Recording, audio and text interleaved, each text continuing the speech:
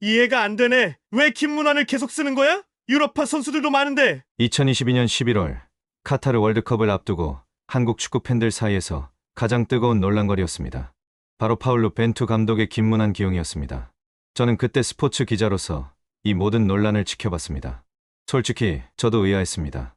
이용, 김태환처럼 K리그 최정상급 풀백들을 제쳐두고 왜 김문환이었을까요?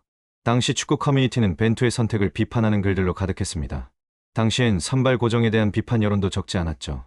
김문환은 결코 처음부터 특별한 선수가 아니었습니다. 어린 시절부터 축구 천재로 불리지도 않았고 고등학교 때 대표팀과는 거리가 멀었습니다. 2017년부터 부산 아이파크에서 뛰기 시작한 그는 화려한 플레이나 눈에 띄는 기록으로 주목받는 선수가 아니었습니다. 그저 묵묵히 자기 자리를 지키는 평범한 풀백이었죠. 하지만 2018년과 2019년 두 시즌 연속 K리그의 베스트 11에 선정되면서 조금씩 이름을 알리기 시작했습니다. 그의 장점은 분명했습니다. 끈질긴 활동량과 빠른 오버래핑, 그리고 무엇보다 팀을 위한 헌신이었습니다.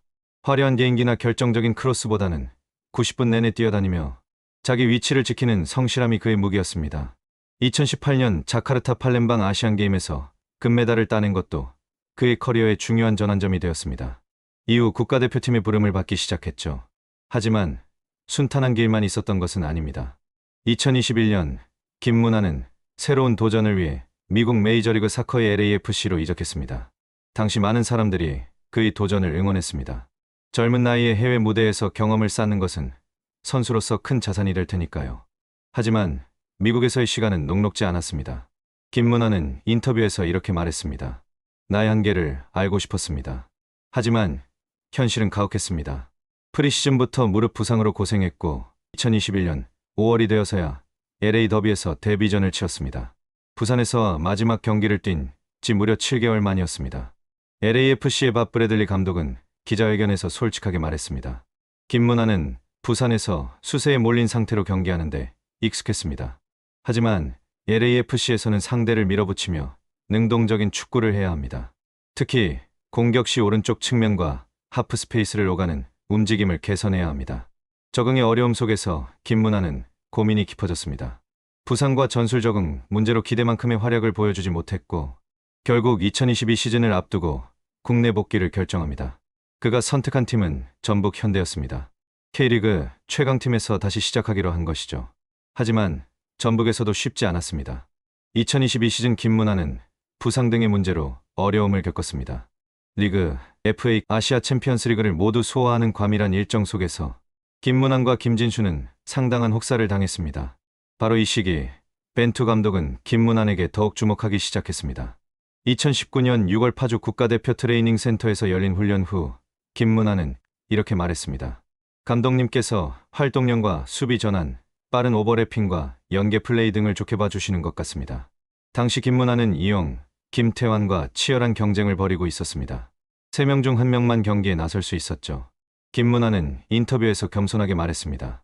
K리그 최정상급 선수들과 함께 경쟁해 영광이라고 생각합니다. 배울 점은 배우고 장점을 보여줘야 합니다. 선택은 감독님께서 하시는 것입니다. 벤투는 단순히 기술적인 면만 보는 감독이 아니었습니다. 그는 선수의 태도와 정신력, 그리고 팀을 위한 희생정신을 중요하게 여겼습니다. 벤투 감독의 철학은 명확했습니다. 기술은 가르칠 수 있지만 태도는 가르칠 수 없다. 그는 포르투갈 대표팀 감독 시절부터 일관되게 이런 철학을 유지해왔습니다. 선수 개인을 최대한 존중하고 각자에게 왜 기회를 주는지, 왜 기회를 주지 않는지 상세하고 합리적인 이유를 설명하는 감독이었습니다. 대한축구협회 김판곤 전 강화위원장은 벤투의 리더십을 이렇게 증언했습니다. 벤투 감독은 냉혹하고 보수적인 선수 선발을 한다는 세간의 인식과는 달리 선수 개인을 최대한 존중합니다. 김민재의 자녀가 아프다고 하자 나는 내가 필요하지만 너에게는 내 가족이 더 중요하다라고 말하며 글을 보내줬습니다. 이런 그의 리더십은 선수들로부터 깊은 신뢰를 얻었습니다. 벤투는 훈련장에서 가장 먼저 나오고 가장 늦게까지 남는 김문환의 태도를 직접 봤습니다. 경기보다 훈련에서 선수를 판단했던 그는 김문환의 성실함에 주목했습니다. 2022년 월드컵 최종 엔트리를 발표하기 전까지 오른쪽 풀백 자리는 최대 격전지였습니다. 김문환, 김태환, 윤종교 세 선수가 치열하게 경쟁했습니다. 울산 현대의 김태환은 팀 우승의 1등 공신이었고 FC 서울의 윤종규는 양쪽을 모두 소화할 수 있는 멀티플레이어였습니다. 반면 김문환은 미국 복귀 후 전북에서 부상 등으로 어려움을 겪고 있었습니다. 10월 중순 기준으로 김문환은 부상을 입고 있었고 FA 리그, 아시아 챔피언스 리그를 모두 소화하며 혹사당한 상황이었습니다. 김태환 감독님 고민도 우리 탓입니다. 2022년 10월 28일 파주 트레이닝 센터에서 김태환이 한 말입니다. 세 선수 모두 공격적인 재능을 갖춘 K리그 정상급 자원이었기에 벤투의 선택은 쉽지 않았습니다. 그는 기자회견에서 이렇게 말했습니다. 선수들과 최대한 많은 시간을 보내며 컨디션을 확인할 것입니다. 몇 명은 아직 경기가 남아 있습니다. 마지막까지 선수들을 지켜볼 것입니다. 벤투는 마지막까지 선수들을 관찰했고 최종적으로 3명 모두를 26인 엔트리에 포함시켰습니다. 문제는 누가 베스트 11에 포함될 것인가였습니다. 11월 12일 벤투는 최종 26인 명단을 발표했습니다. 김문환의 이름이 있었습니다. 하지만 여전히 많은 사람들은 김태환이나 윤종규가 선발로 나설 것이라고 예상했습니다. 김문환은 대표팀 경험은 많았지만 최근 컨디션이 좋지 않았기 때문입니다. 2022년 11월 24일 카타르 알라이안의 에듀케이션 시티 스타디움. 한국 대표팀의 첫 경기 상대는 남미의 강호 우루과이였습니다. 경기 시작 전 발표된 선발 라인업에서 오른쪽 풀백 자리에는 김문환의 이름이 있었습니다. 많은 팬들이 놀랐습니다. 온라인 커뮤니티는 다시 한번 들썩였습니다. 역시 벤투의 고집이다. 김태환을 왜 안 쓰는 거지? 같은 댓글들이 쏟아졌습니다. 하지만 벤투의 선택에는 이유가 있었습니다. 김문환, 김민재, 김영권, 김진수로 이어지는 백포 수비 라인은 벤투가 가장 신뢰하는 조합이었습니다. 이들은 함께 훈련하며 호흡을 맞춰왔고 서로를 이해하고 있었습니다. 벤투는 월드컵 같은 큰 무대에서는 익숙한 조합이 더 중요하다고 판단했습니다. 우루과이전은 0대0 무승부로 끝났습니다. 김문환은 90분 풀타임을 소화하며 안정적인 수비를 보여줬습니다. 루이스 수아레스와 에딘손 카바니 같은 세계적인 공격수들을 상대로 잘 버텨냈습니다. 하지만 팬들의 의구심은 여전했습니다. 이 정도면 다른 선수도 할 수 있는 거 아닌가? 무승부라는 결과도 아쉬웠고 공격적인 면에서 김문환의 기여가 눈에 띄지 않았기 때문입니다. 진짜 시험은 두 번째 경기였습니다. 11월 28일 가나전. 한국은 2대3으로 패배했습니다. 이날 김문환을 포함한 수비진은 불안한 모습을 보였고 비판의 목소리는 더욱 커졌습니다. 벤투의 고집이 팀을 망치고 있다는 말까지 나왔습니다. 축구 커뮤니티에는 김문환 대신 김태환을 써라는 글들이 올라왔고 일부는 벤투 감독의 경질을 요구하기도 했습니다. 압박은 거세졌고 분위기는 최악이었습니다. 하지만 벤투는 흔들리지 않았습니다. 그는 기자회견에서 이렇게 말했습니다. 우리는 우리만의 축구를 합니다. 선수들을 믿습니다. 다음 경기에서 우리의 진가를 보여줄 것입니다. 12월 3일 운명의 포르투갈전. 한국은 이 경기에서 반드시 이겨야만 16강 진출 가능성이 열렸습니다. 동시에 진행되는 가나와 우루과이의 경기 결과도 봐야 했지만 일단 이기는 것이 최우선이었습니다. 벤투는 이날도 김문환을 선발로 내세웠습니다. 팬들의 반응은 복잡했습니다. 벤투를 믿어야 하나, 이번에도 김문환이면 정말 모르겠다는 반응들이었습니다. 경기는 팽팽하게 흘러갔습니다. 전반 5분 포르투갈의 리카르두 오르타가 선제골을 터뜨렸습니다. 한국은 밀리는 분위기였죠. TV 앞 팬들은 불안해했고 경기장의 한국 팬들은 더 크게 응원했습니다. 하지만 27분 김영권이 극적인 동점골을 넣으며 경기는 다시 원점으로 돌아왔습니다. 그런데 이 골에는 재미있는 스토리가 있습니다. 포르투갈의 코너킥이 크리스티아누, 호날두의 등에 맞아 골로 연결된 것입니다. 4년 전 독일전에서도 김영권이 코너킥으로 골을 넣었는데 이번에도 똑같은 상황이었습니다. 더 신기한 것은 4년 전에는 토니 크로스의 코너킥이었고 이번에는 호날두의 코너킥이었다는 점입니다. 두 번 모두 상대팀 레전드의 어시스트를 받아 넣은 골이었죠. 운명 같은 순간이었습니다. 경기는 1대1로 진행되었고 후반 추가 시간에 접어들었습니다. 한국의 16강 진출은 점점 멀어지는 것처럼 보였습니다. 가나와 우루과이의 경기는 0대0으로 진행되고 있었고 이대로 끝나면 한국은 탈락이었습니다. 긴장감은 최고조에 달했습니다. 후반 45분경 포르투갈이 코너킥을 얻었습니다. 마지막 공격 기회였습니다. 이 순간 김문환이 움직였습니다. 코너킥으로 날아온 공을 헤더로 걷어냈습니다. 정확하고 강력한 헤더였습니다. 그 공이 중앙으로 굴러갔고 손흥민이 잡았습니다. 순간적으로 손흥민 앞에 고속도로가 열렸습니다. 포르투갈 선수들은 코너킥 상황이라 다들 한국 진영에 올라와 있었고 손흥민과 포르투갈 골 사이에는 넓은 공간만 있었습니다. 손흥민은 온 힘을 다해 질주했습니다. 부상으로 안아골절 수술을 받고 마스크를 쓴 채로 뛰고 있던 그는 이 순간만큼은 아픔을 잊은 듯했습니다. 조규성, 황희찬, 황의조가 그 뒤를 전력으로 쫓았습니다. 특히 황희찬은 햄스트링 부상으로 가나전에 출전하지 못했다가 이 경기 후반에 투입된 상태였습니다. 벤투는 그의 몸 상태가 완전하지 않다고 판단에 신중하게 기용했고 이 순간을 위해 아껴뒀던 것입니다. 포르투갈 수비수호의 6명이 손흥민을 에워쌌습니다. 상대는 손흥민만 막으면 된다고 생각했습니다. 하지만 손흥민은 침착했습니다. 그는 빠르게 쫓아온 황희찬을 받고 완벽한 패스를 연결했습니다. 황희찬이 골대 안으로 공을 밀어 넣었습니다. 2대1 역전. 후반 45분경에 들어간 기적 같은 골이었습니다. 경기장이 폭발했습니다. BBC와 KBS의 해외와 국내 중계진도 믿기 힘든 역전이라며 한국의 저력을 강조했습니다. 그 순간의 시작은 김문환의 헤더였습니다. 만약 그가 그 공을 제대로 처리하지 못했다면 포르투갈이 추가 득점 기회를 잡았을 수도 있습니다. 손흥민의 질주도 황희찬의 골도 없었을 것입니다. 김문환은 후반 추가 시간까지 집중력을 잃지 않았고 자기 위치에서 해야 할 일을 정확히 해냈습니다.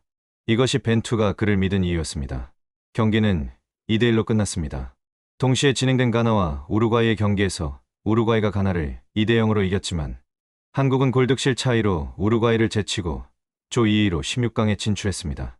한국은 골득실 -1, 우루과이는 -2였습니다. 만약 한국이 1대1로 비겼다면 탈락이었습니다. 정말 아슬아슬한 순간이었습니다. 12년 만에 원정 월드컵 16강이었습니다. 그리고 김문환은 4경기 모두 풀타임을 소화한 소수의 선수 중 한 명이 되었습니다. 손흥민, 김승규 등과 함께요. 이것은 벤투의 절대적인 신뢰를 의미했습니다. 경기 후 김문환은 눈물을 흘렸습니다. 감정이 북받쳐 올랐습니다. 그는 나중에 인터뷰에서 이렇게 말했습니다. 감독님의 마지막 경기를 벤치 밖에서 보내게 하고 싶지 않았습니다. 벤투 감독은 월드컵 전부터 이번 대회를 마지막으로 대표팀을 떠나겠다고 밝혔습니다. 선수들은 모두 그것을 알고 있었고 감독을 위해서라도 좋은 결과를 내고 싶었습니다. 손흥민 주장도 경기 후 인터뷰에서 눈물을 보이며 같은 말을 했습니다. 감독님의 마지막 경기를 벤치 밖에서 보내게 하고 싶지 않았다. 선수들과 감독 사이의 깊은 유대감이 느껴지는 순간이었습니다. 벤투 감독은 기자회견에서 이렇게 말했습니다. 김문환은 늘 팀을 위해 뛰었습니다. 그런 선수는 흔치 않습니다. 그 한마디에는 4년의 시간이 담겨 있었습니다. 벤투는 8년 부임 이후 김문환을 지켜봤고 그의 성실함과 헌신을 믿었습니다. 기술적으로 더 뛰어난 선수가 있을 수 있습니다. 하지만 벤투가 원하는 것은 단순한 기술이 아니라 팀을 위해 희생할 수 있는 정신이었습니다. 그리고 김문환은 그것을 가진 선수였습니다. 김문환 역시 인터뷰에서 솔직하게 말했습니다. 감독님이 저를 믿어주신 덕분에 저도 제 자신을 믿게 되었습니다. 정말 감사한 분이죠. 저한테는 잊을 수 없는 경험도 주셨고 이렇게 많이 대표팀 경기에 불러주셨으니까요. 때론 저 때문에 골을 먹기도 했었는데도 불구하고 늘 불러서 기회와 경험을 주셔서 정말 감사드립니다. 이 말에서 우리는 벤투의 리더십을 엿볼 수 있습니다. 그는 선수가 실수를 해도 포기하지 않고 계속해서 기회를 주며 성장시켰습니다. 포르투갈전 승리는 여러 면에서 의미가 깊었습니다. 한국 대표팀은 이 경기의 익스펙티드 골 지표에서 포르투갈을 앞섰습니다. 단순히 운이 좋아서 이긴 것이 아니라 경기 내용에서도 밀리지 않았다는 뜻입니다. 우루과이전도 동등, 가나전도 한국이 오히려 앞섰다는 분석이 있습니다. 패배한 가나전조차도 경기 내용은 밀리지 않았던 것입니다. 벤투의 철학은 단순했지만 강력했습니다.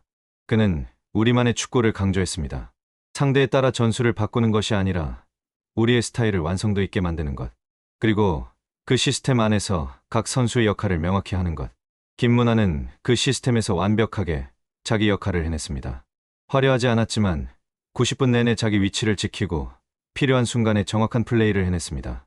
16강에서 한국은 브라질을 만났습니다. 세계 최강 브라질을 상대로 선전했지만 결국 1대4로 패배하며 월드컵을 마감했습니다.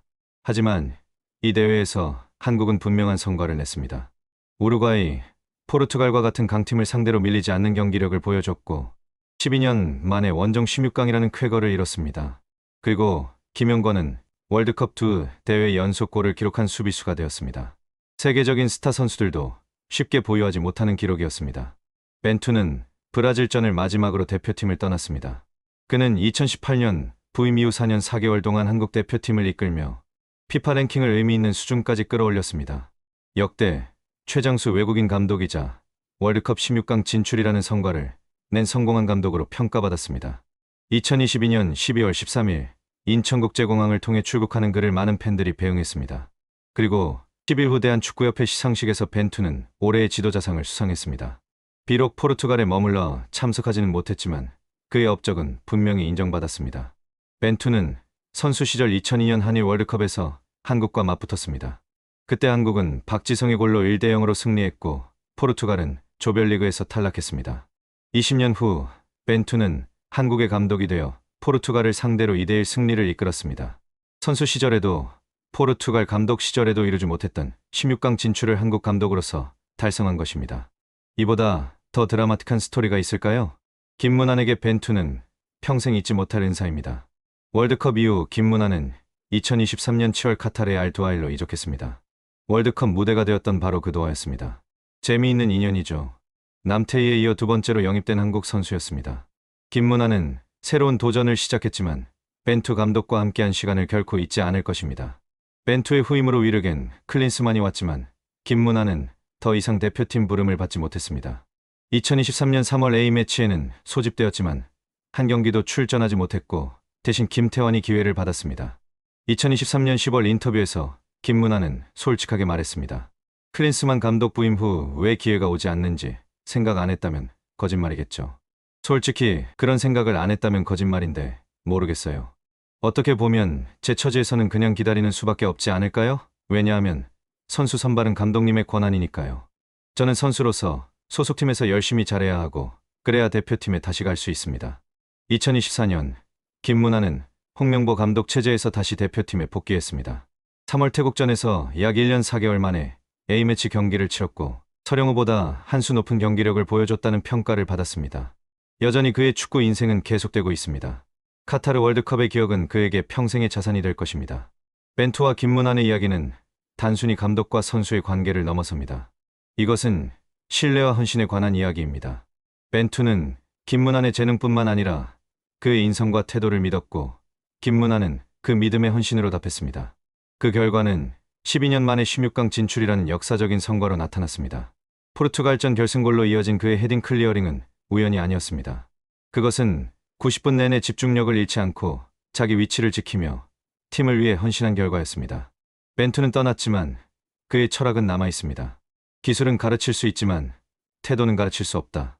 김문환은 바로 그 철학에 살아있는 증거입니다. 그는 최고의 기술을 가진 선수는 아니었지만 최고의 태도를 가진 선수였습니다. 그리고 그것이 가장 중요한 순간에 가장 큰 차이를 만들었습니다. 2022년 카타르의 밤, 김문환의 헤더로 시작된 역전골은 한국 축구 역사에 영원히 기억될 것입니다.